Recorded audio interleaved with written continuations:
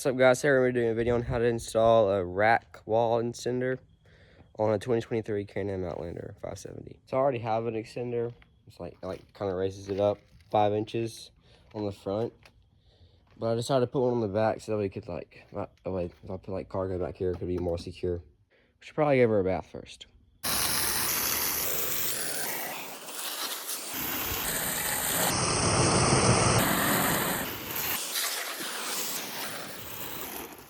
Alright, she's cleaner than she was. All she really needed cleaning was the back rack. Bro, the tape says CF Moto when it's a Can-Am. Huh? Preview what it should look like. Alright, here she is out of the wrapping. So there's little mounts right here that go on the edge of this rail. And you put a bolt in here and tightens it together. Right here's our hardware. Okay.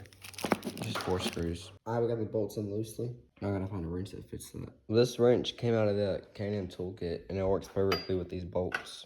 Yeah, if you're worried about not being able to access these clips, you can fit your fingers under there and reach in and do it.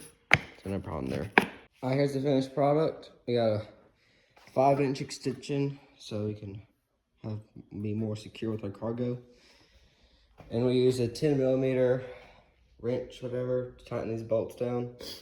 So I got about 5 threads exposed on that bolt. On every bolt, I got 5 bolts exposed. Because these things, these little prongs, they squeeze together. So we can wrap around this bar. But yeah, here she is, all done.